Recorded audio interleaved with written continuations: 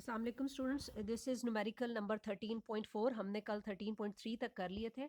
आज हम ये 13.4 से स्टार्ट करेंगे। Two charges repel each other with a force 0.1 newton when they are 5 centimetre apart. Find the forces between the same charges when they are 2 centimetre apart. यानी कि वो कह रहा है ये कि दो चार्जेस हैं जो एक दूसरे को रिपेल कर रहे हैं, उनके बीच में रिपल्शन की फोर्स है 0.1 न्यूटन, जबकि उनके बीच में डिस्टेंस है 5 सेंटीमीटर।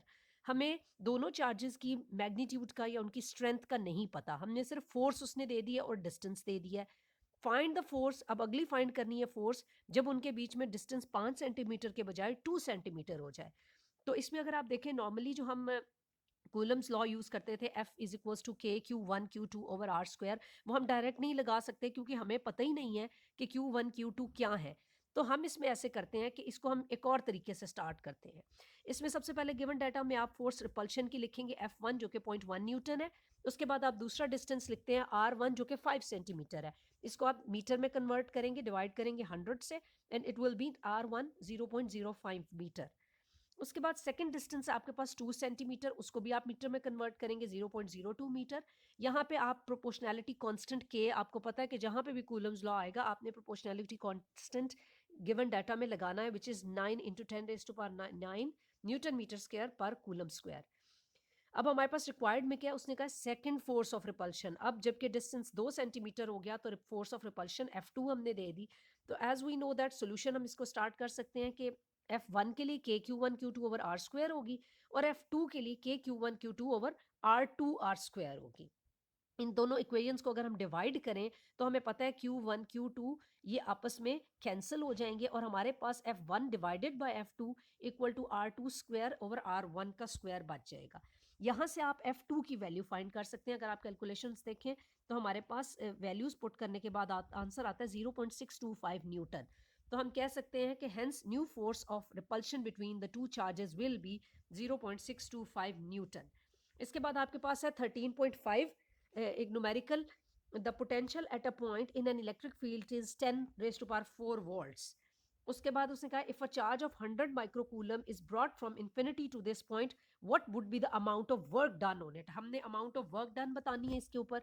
सबसे पहले हम इस तरह स्टार्ट करेंगे। आपको मैंने बताया हुआ है कि पोटेंशियल डिफरेंस या इलेक्ट्रिक पोटेंशियल के लिए V का वर्ड यूज होता है वोल्टेज का, तो आपने V से इलेक्ट्रिक पोटेंशियल लिखना है 10⁻⁴ वोल्ट्स। फिर उसके बाद आपने चार्जेस के लिए लिखना है 100 माइक्रोकूलम, प्लस का मतलब उसने शो किया हुआ है कि ये पॉजिटिव चार्ज है। इसको आप माइक्रो में कन्वर्ट कर देंगे। उसके बाद उसने मजीद इसको सॉल्व करके 1 इंटू 10⁻⁻14 कूलम बना दिया है। तो इसके बाद हम इसको इस तरह से करेंगे कि अब हमारे पास रिक्वायर्ड क्या है। रिक्वायर्ड उसने हमसे पूछा है कि वर्क, यानी कि वर्क के लिए आप इक्वेशन आपके बुक में है 13.6, आप वो देखें तो V is equal to W over Q। So हमारे पास रिक्वायर्ड में है वर्क डन, तो उसका फॉर्मूला मैंने आपको बताया इक्वेशन 13.6 है, वो इलेक्ट्रिक पोटेंशियल की डेफिनेशन है कि it's equal to work done per unit charge, यानी कि पोटेंशियल, इलेक्ट्रिक पोटेंशियल बराबर है जितना आप वर्क डन कर रहे हैं एक यूनिट चार्ज। तो इसको हम इस तरह लिख सकते हैं W is equals to Q V. जब इसमें आप वैल्यू पुट करें तो हमारे पास W आ जाता है 1 जाउल। तो रिजल्ट आप लिखेंगे hence the amount of work done on the charge will be 1 joule. Next is 13.6, a point charge of 2 coulomb is transferred from a point at a potential 100 volts to a point at a potential 50 volts. What would be the energy supplied by the charge? तो इसमें देखें, आपको एक सबसे पहले उसने given data में हम लिखेंगे हमारे पास जो चार्ज है वो है 2 कूलम। पहला हमारे पास चार्ज आ गया। उसके बाद उसने हमें, अगर आप देखें तो दो पोटेंशियल्स, दो डिफरेंट तरह के पोटेंशियल बताए हुए, एक है 100 वोल्ट्स और एक है 50 वोल्ट्स। तो मैंने आपको बताया था कि पोटेंशियल जब दो डिफरेंट तरह के हों तो हम उसको पोटेंशियल डिफरेंस का नाम देते हैं। तो पोटेंशियल एट ए आप उसको वी ए से शो करेंगे। वी के साथ आपने ए सबस्क्रिप्ट में लिखना है, साथ बिल्कुल बराबर नहीं लिखना। तो ये आपके पास है 100 वोल्ट्स। पोटेंशियल एट बी है आपके पास वी बी 50 वोल्ट्स। आपने फाइंड करना है एनर्जी। एनर्जी वाली ये एक, अगर आपको मैंने याद हो, जब मैंने आपको पोटेंशियल डिफरेंस पढ़ाया था तो इक्वेशन 13.7 हमने जो निकाली थी वो ये थी, energy supplied by the charge वो बराबर थी Q इनटू जो इनके बीच में डिफरेंस है। तो सबसे पहले आप energy supplied by the charge लिखेंगे रिक्वायर्ड में।